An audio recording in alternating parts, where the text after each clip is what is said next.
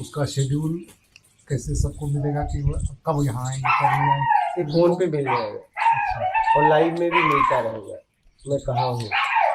क्योंकि पहले से रिजर्वेशन करना पड़ेगा तो ये पता चला आप यहाँ हैं नहीं। हम फोन पे करके पूछ सकते हैं मैं हूँ। अभी मिलना 16 मई तक बड़ा आसान है। 16 मई के बाद बड़ा वो हो जाएगा कहाँ रहूंगा, क्योंकि मेरी जिंदगी बड़ा अलग है। मैं हो सकता है रात को 1 के बाद ही यहाँ से निकल जाऊं, रात को 2 बजे यहाँ आ जाऊं, मतलब बड़ा अलग है। आज तक मैं कब सोता हूँ कब उठता हूँ मुझे आज तक नहीं पता, और यहाँ कोई नहीं बता सकता, मुझे भी नहीं पता। देखता हूँ 3 बजे रात तक हाँ करते रहते हैं। हाँ, लाइव के बाद यहाँ 4 बज जाते हैं, लाइव के बाद भी यहाँ 2-2 घंटे बैठा जाता है। कहना पड़ता है कि अब चलो सो जाओ, नहीं तो कल सत्संग कैसे सुनेंगे। अभी कल की बात है, 3 पार कर गए। 4 बज गए थे। हाँ 3:15 लाइव तो चलता है, उसके बाद बैठना होता है 2-3 घंटे।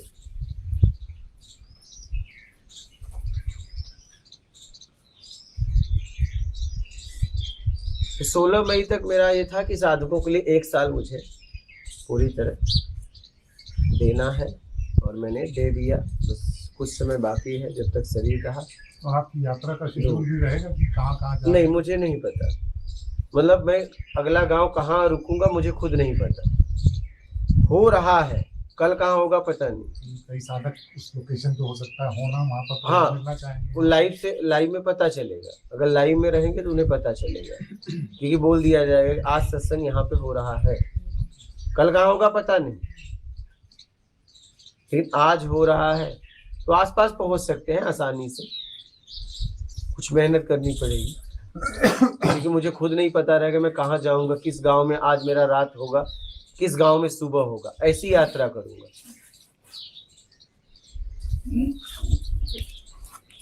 एक साल उनको दिया जो मेरे तक पहुंच सकते थे, अब 16 मई के बाद उनको दूंगा, हमें उन तक पहुंचना है। 2 डिलीवरी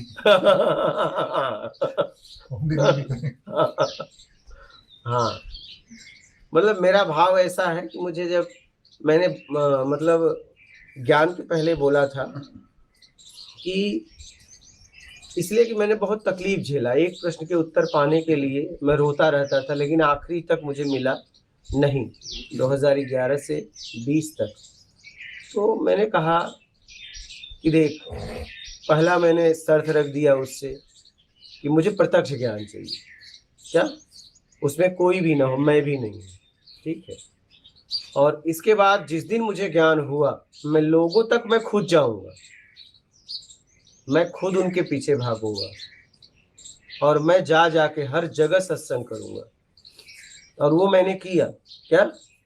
20 से लेके मई के पहले तक मैंने वही किया।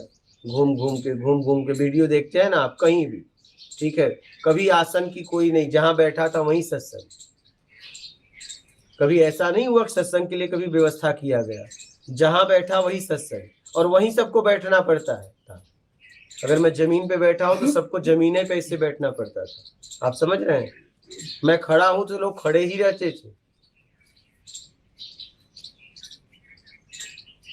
तो मैंने ये भाव रखा था कि मैं खुद इस प्रत्यक्ष ज्ञान को जहां तक मेरी क्षमता होगी, सामर्थ्य होगी, हर तरीके से, चाहे सोशल मीडिया के द्वारा चाहे ऐसे, मैं पहुंचाऊंगा। क्योंकि मैंने बहुत तकलीफ सही है एक प्रश्न के उत्तर पाने के लिए। लोग बहुत ज्यादा सताते हैं। एक तो उनके पास उत्तर नहीं है और घुमाते रहते हैं। क्या? पूरी जिंदगी किसी की बर्बाद कर देते हैं। एक तो उत्तर नहीं है और घुमाते रहते हैं। बहुत साधारण पॉइंट पकड़ लिए हैं। मन को रोको, विचार को रोको, ध्यान करो, निर्विचार हो जाओ। नहीं, और ये हुआ नहीं जा सकता।